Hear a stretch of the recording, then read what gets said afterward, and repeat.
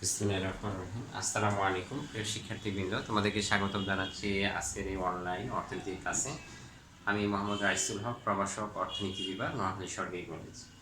তোমাদের উৎপাদন বিধির ধারাবাহিক ক্লাসের অংশ হিসেবে আমরা আজকে সর্বশেষ যে বিধিটা সেটা হচ্ছে ক্রমহ্রাসমান প্রান্তিক উৎপাদন বিধি। গত ক্লাসে আমরা মোট উৎপাদন পর্যন্ত দেখেছিলাম।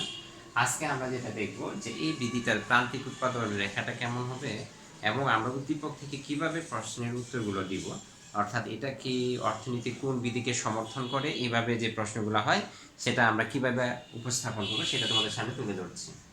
তো ক্রমহ্রাসমান প্রান্তিক উৎপাদন বিধি যেটা গত ক্লাসে পড়িয়েছিলাম সেটা ছিল এরকম যে অন্যান্য উপকরণ স্থির থেকে একটি উপকরণ নির্দিষ্ট হারে বৃদ্ধি পেলে মোট উৎপাদন যদি একই হারে বা মোট উৎপাদন যদি এখানে আমরা বলছিলাম যে একই হারে বাড়লে সমানুপাতিক, যদি ক্রমহ্রাসমান হারে বা যে হারে উপকরণ বাড়ানো হচ্ছে উৎপাদন যদি তার চেয়েও কম হারে বৃদ্ধি পায় সেটাকে আমরা বলি ক্রমহ্রাসমান প্রান্তিক উৎপাদন বিধি। এখন আসো এই বিধি অনুসারে মোট উৎপাদন রেখা হয়তো বাম থেকে ডানে ঊর্ধ্বগামী এবং এটা অবতল আকৃতি। তো গত ক্লাসে আমরা হালকা উত্তল এবং অবতল নিয়ে তোমাদের অনেক প্রশ্ন ছিল এখানে, যে স্যার আমরা কিভাবে বুঝবো উত্তল অবতল। খেয়াল করো যে তোমাদেরকে প্রথম ক্লাসে আমরা প্রথম অধ্যায়ে যে ক্লাসটা ছিল সম উৎপাদন রেখা, সেটা মূল বিন্দুর দিকে উত্তল না অবতল, সেটা উত্তল। কেন? একটা স্পর্শক টানলে স্পর্শকটা যদি রেখার নিচে চলে আসে সেটাকে আমরা বলি রেখাটার আকৃতি হবে বক্রাকার, কিন্তু সেটা হবে উত্তল আকৃতি। আর অবতল আকৃতি ছিল উৎপাদন সম্ভাবনা রেখা। এই উৎপাদন সম্ভাবনা রেখা স্পর্শক যখন টানো স্পর্শকটা বাইরে চলে যায় তখন স্পর্শকের নিচে চলে আসে রেখাটা, এই জন্য এটাকে বলি অবতল আকৃতি। আমরা একটা উদ্দীপক তোমাদের সামনে লিখছি, সেটা হচ্ছে গত ক্লাসে যেটা পড়িয়েছিলাম যে স্যার ওই উদ্দীপকটাই আমাদের প্রান্তিক উৎপাদনটাও আমরা বের করছি। এবং এই চিত্রটা যখন আমরা ড্র করব, প্রান্তিক উৎপাদন যখন দেখবা যে ক্রমহ্রাসমান আস্তে আস্তে কমে যাচ্ছে 10, 8, 6, তখন আমাদের টিপি রেখাটা হচ্ছে বাম থেকে টানে ঊর্ধ্বগামী, কিন্তু এটা স্পর্শক উপর দিয়ে টানলে নিচে চলে আসতেছে। সুতরাং আমরা এটাকে বলবো অবতল আকৃতি। এই টিপি রেখা কিভাবে অঙ্কন করেছি সেটা আমি আবার রিভিউ করছি। যে উপকরণ যখন 2, মোট উৎপাদন হচ্ছে 10 যা চিত্রের এক বিন্দুতে, উপকরণ 4 একক, উৎপাদন হচ্ছে আমাদের মোট উৎপাদন হচ্ছে 18 যা চিত্রের বি বিন্দুতে, এবং উপকরণ যখন 6 একক শ্রম হয় তখন আমাদের মোট উৎপাদন হচ্ছে 24 যেটা চিত্রের সি বিন্দুতে চিহ্নিত করা হয়েছে। এ বি সি তিনটি বিন্দু সংযুক্ত করে বা যোগ করে মোট উৎপাদন রেখা টিপি অঙ্কন করা হয়েছে। আর এটার আকৃতি বলবা বাম থেকে ঊর্ধ্বগামী কিন্তু অবতল আকৃতি। এখন আসো এখান থেকে আমাদের প্রান্তিক উৎপাদন নির্ণয় করতে বলবে, অথবা প্রান্তিক উৎপাদন নির্ণয় করার পর এটা কোন বিধিকে সমর্থন করে সেটা ব্যাখ্যা করতে বলবে। আমি একটু তোমাদেরকে ওইটা আলোচনা করার পূর্বে একটু বলতে চাচ্ছি, তোমরা একটু সহজ করে খেয়াল রাখার চেষ্টা করবা যে সমানুপাতিক প্রান্তিক উৎপাদন বিধি কার্যকর হলে এমপি রেখা হবে ভূমি অক্ষের সমান্তরাল, মুখস্থ করবা রাখবা। আর ক্রমবর্ধমান যেটা আমরা দেখেছি যে ক্রমবর্ধমান এবং সমানুপাতিক দুইটাই দেখেছি, যে ভূমি অক্ষের সমান্তরাল হইতে পারে, এমপি রেখা বাম থেকে ডানে ঊর্ধ্বগামী হতে পারে, সেটা ক্রমবর্ধমান প্রান্তিক উৎপাদন বিধির ক্ষেত্রে। আজকে যেটা দেখতেছি ক্রমহ্রাসমান, এই ক্ষেত্রে এমপি রেখা হবে বাম থেকে ডানে নিম্নগামী। তো আজ আমরা আমাদের উদ্দীপক অনুযায়ী যদি এমপি রেখা অঙ্কন করি তাহলে দেখো কি ধরনের চিত্র আসে।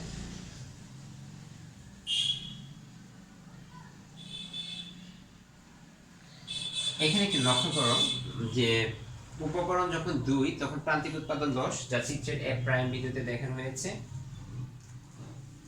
উপকরণ যখন 4 প্রান্তিক উৎপাদন হয় 8 যা চিত্রে সি বা বি প্রাইম বিন্দুতে দেখানো হয়েছে। উপকরণ যখন 6 প্রান্তিক উৎপাদন 6 যা চিত্রে সি প্রাইম বিন্দুতে, অথবা তুমি অন্য কোনো নাম দিতে পারো, বিন্দুতে দেখানো হয়েছে। A prime, B prime, C prime বিন্দু সমূহ যোগ করে আমরা প্রান্তিক উৎপাদন রেখা অঙ্কন করি। এখন প্রান্তিক উৎপাদন রেখার দুইটা বৈশিষ্ট্য, একটা হচ্ছে স্যার এটা হচ্ছে সরল আকৃতির ঠিক কিন্তু বাম থেকে ডানে নিম্নগামী। এখন প্রশ্ন হচ্ছে তোমাকে যখন একটা উদ্দীপক দিবে, সে আমি এখানে যে উদ্দীপকটা দিয়েছি এরকম একটা উদ্দীপক দিবে,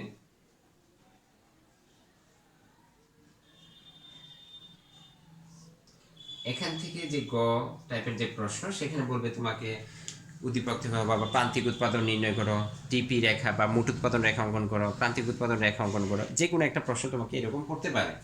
কিন্তু 4 নম্বরের জন্য যে প্রশ্নটা করবে সেখানে প্রশ্ন করবে উদ্দীপকটি অর্থনীতির কোন উৎপাদনের কোন বিধিকে সমর্থন করে বিশ্লেষণ করো, অথবা এটা ক্রমরাসম প্রান্তিক উৎপাদন বিধিকে সমর্থন করে কি না বিশ্লেষণ করো।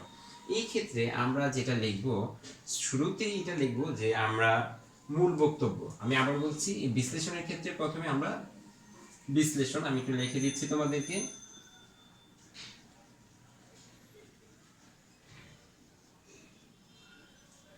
প্রথমে মূল বক্তব্য, দ্বিতীয় অংশ সেটা হবে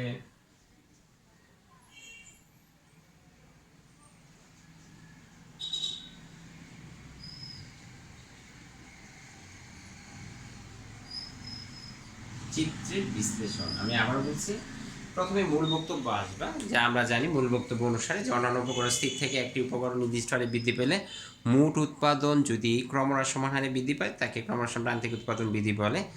আর এই ক্ষেত্রে এমপি রেখা বাম থেকে ডানে নিম্নগামী হয়, এটা হচ্ছে মূল কথা।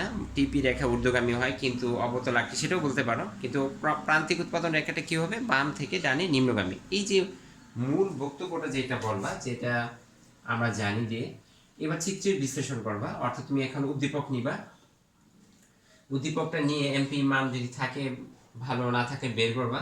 এখন তুমি এই দুইটা চিত্র না দিয়ে শুধু একটা চিত্র দিও, যেহেতু দুইটা চিত্র দিতে পারো, বাকি সময় স্বল্পতা থাকে, এই জন্য আমরা এমপি, যেহেতু প্রান্তিক উৎপাদন বিধি, এমপি রেখা দিয়ে ব্যাখ্যা করলেই যথেষ্ট আমরা মনে করি।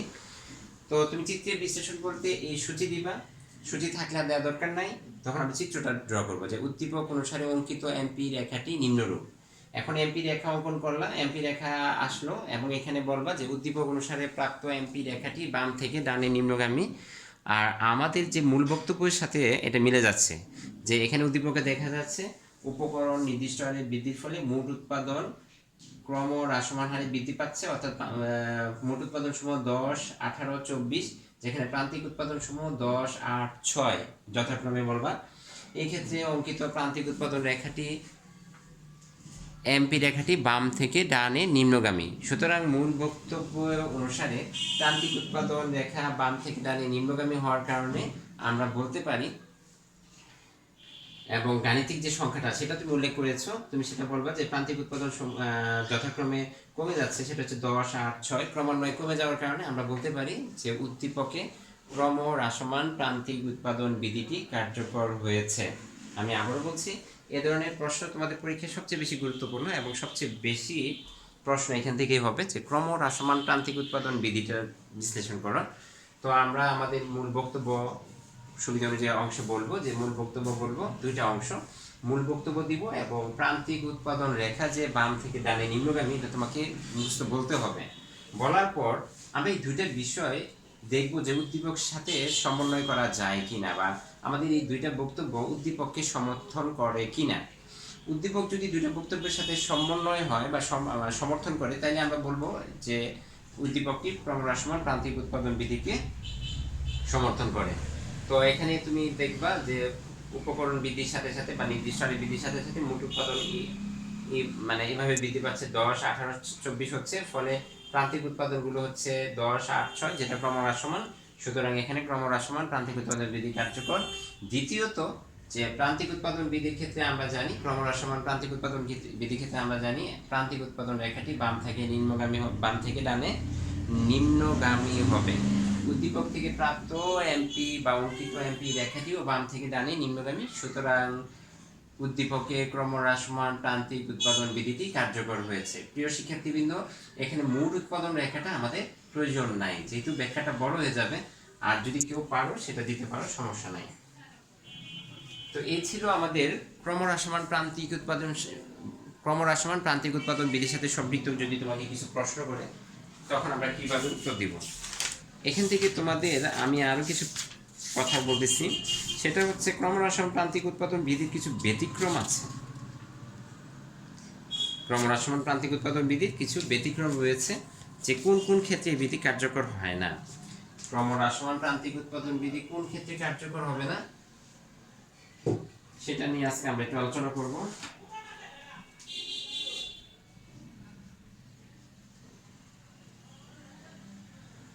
সীমাবদ্ধতা বা ব্যতিক্রম।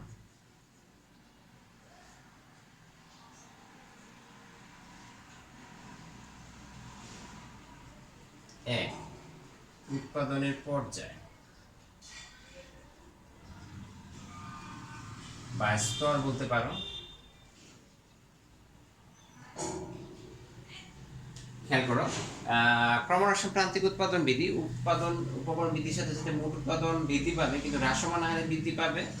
এই বিষয়টা কোন ক্ষেত্রে কাজ করবে না?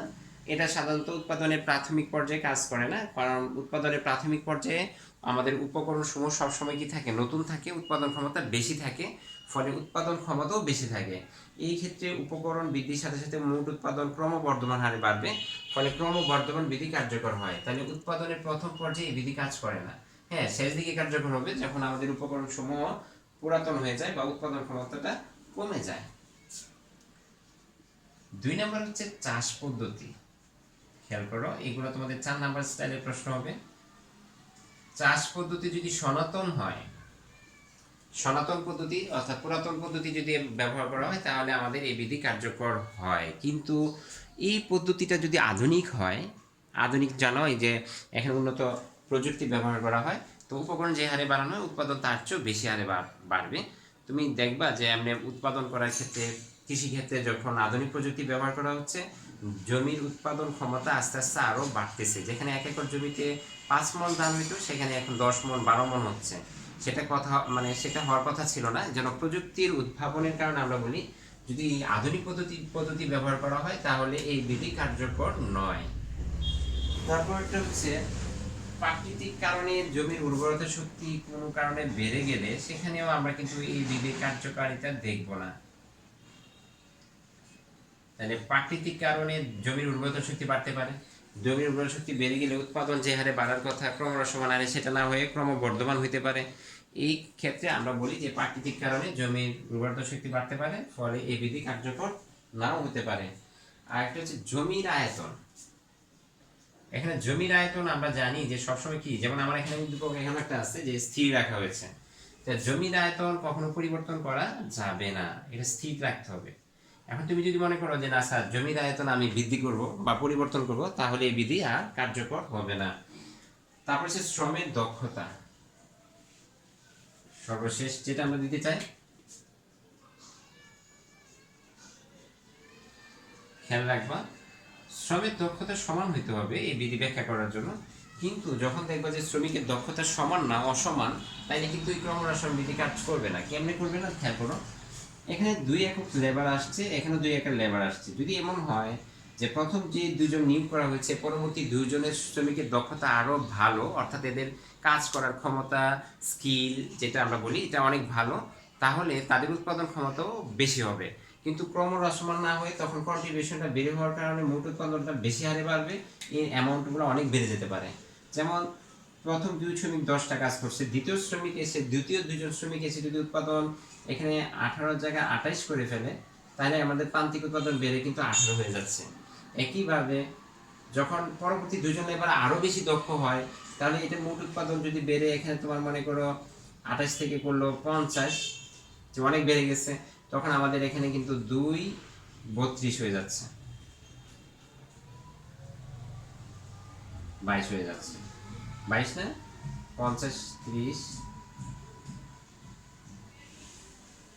দেখো তাহলে প্রান্তিক উৎপাদন কিন্তু বেড়ে যাচ্ছে 10 18 22। তাহলে কি হচ্ছে, শ্রমিকদের দক্ষতাও এখানে স্থির থাকে, একই রকম হইতে হবে, তাহলে এই বিধি কার্যকর হবে। প্রথমে উৎপাদন কাজে নিয়োজিত শ্রমিকদের দক্ষতার তুলনায় পরবর্তীতে যারা আসতেছে তাদের দক্ষতা যদি বেশি হয়, তাহলে আমাদের এই বিধি কার্যকর হবে না। এ হচ্ছে ক্রমহ্রাসমান প্রান্তিক উৎপাদন বিধির ব্যতিক্রম। আমি আবারও বলছি, এই বিষয়গুলো তোমাদের 4 নাম্বার জন্য অথবা 2 নাম্বার স্টাইলের প্রশ্নের জন্য হতে পারে। যে উৎপাদনের কোন পর্যায়ে বিধি কার্যকর হয়, বলবা শেষ পর্যায়ে, অর্থাৎ প্রথম পর্যায়ে বিধির ব্যতিক্রম ঘটবে, ক্রমবর্ধমান বিধি কাজ করবে। দ্বিতীয়ত, চাষ পদ্ধতি যদি আধুনিক হয় তাহলে এই বিধি কার্যকর হবে না, প্রথম পর্যায়ে কাজ করবে না। আধুনিক পদ্ধতি হলে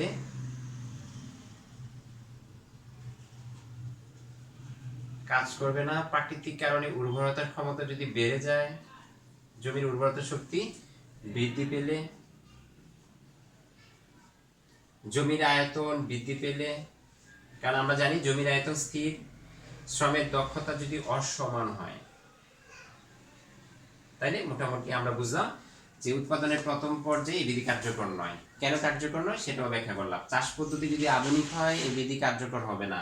কেন হবে না? বলবা যে আধুনিক প্রযুক্তি হওয়ার কারণে উৎপাদন ক্ষমতা বেড়ে যায়, ফলে ক্রমহ্রাসমান না হয় ক্রমবর্ধমান আকারে বাড়ে, যেখানে ক্রমহ্রাসমান প্রান্তিক উৎপাদন বিধিটা কাজ করবে না। প্রাকৃতিক কারণে জমির উর্বরতা শক্তি বেড়ে যেতে পারে, ফলে উর্বরতা শক্তি বাড়ার কারণে উৎপাদন ক্ষমতা বেশি হবে, ক্রমবর্ধমান হারে বাড়বে।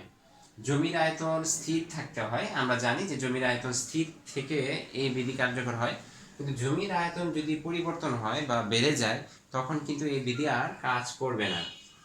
কেন করবে না? প্রথম বলবো যে উৎপাদন ক্ষমতা ক্রমবর্ধমান হারে বাড়বে। শ্রমের দক্ষতা সমান হইতে হবে, কিন্তু আমরা এখানে বলবো যে শ্রমের দক্ষতা যদি অসমান হয় অর্থাৎ এক এক শ্রমিকের দক্ষতা এক এক রকম হয়, তাহলে এই বিধি কাজ করবে না, কখনো বাড়বে কখনো কমবে। আর প্রথমে নিয়োগকৃত শ্রমিকদের তুলনায় পরবর্তী শ্রমিকদের যাদেরকে আমরা নিয়োগ করছি তাদের যদি দক্ষতা বেশি হয় তাহলে উৎপাদন ক্ষমতা ক্রমহ্রাসমান না হয়ে ক্রমবর্ধমান হবে। তো প্রিয় শিক্ষার্থীবৃন্দ, এই ছিল আমাদের ক্রমহ্রাসমান প্রান্তিক উৎপাদন বিধি এর বিশ্লেষণ। পাশাপাশি তোমাদের প্রশ্ন করবে যে বিধি কোন কোন ক্ষেত্রে কার্যকর নয়, তখন এই পয়েন্টগুলো তোমাকে উল্লেখ করতে হবে। এখন এখানে একটা পয়েন্ট আছে, সেটা হচ্ছে যে অন্যান্য, আমরা যেটা শর্ত বলেছিলাম যে অন্যান্য অবস্থা স্থির থেকে বা অন্যান্য উপকরণ স্থির থেকে, তাহলে অন্যান্য উপকরণও যদি পরিবর্তন করে ফেলেন তাহলে এই বিধি কাজ করবে না। যেমন লেখাই আছে যে অন্যান্য উপকরণ স্থির, কিন্তু আমি যদি বলি না সকল উপকরণ পরিবর্তন করব, তাহলে কিন্তু এই বিধি কার্যকর হবে না। তো প্রিয় শিক্ষার্থীবৃন্দ, এই বিধিটা কোন কোন ক্ষেত্রে কার্যকর হবে না সেই বিষয়টাও আমরা এখানে উল্লেখ করলাম। তো এই ধরনের প্রশ্ন তোমাদের পরীক্ষায় বেশি হয়েছে, বোর্ড পরীক্ষায় বিশেষ করে। তোমরা এটাকে একটু বেশি গুরুত্ব দিয়ে ভালো করে প্র্যাকটিস করবা। আমাদের বইগুলোতে বোর্ড পরীক্ষার অনেকগুলো প্রশ্ন দেওয়া আছে, বোর্ড পরীক্ষার প্রশ্নগুলো তোমরা সলিউশন করো, তাহলে তোমাদের এই ধরনের প্রশ্নের যে সমাধানগুলো তোমরা সহজেই বুঝতে পারবে। কারণ আমি এখানে যে বিষয়গুলো আলোচনা করেছি মোটামুটি এই বিষয়গুলোই প্রশ্নের মধ্যে বিভিন্নভাবে এসেছে। আরও কয়েকটা প্রশ্ন রয়ে গেছে যে প্রশ্নগুলো আমরা সামনে তোমাদের কাছে আলোচনা করব। সেটা হচ্ছে এই বিধির কৃষিক্ষেত্রে কেন কার্যকর হয়, কৃষি ছাড়া আর কোন কোন ক্ষেত্রে এই বিধি কার্যকর হয়, সেই বিষয়গুলো আমরা পরবর্তী ক্লাসে ইনশাআল্লাহ তোমাদের সামনে নিয়ে আসবো। তো এই পর্যন্ত সবাই ভালো থাকো, সুস্থ থাকবা। আসসালামু আলাইকুম।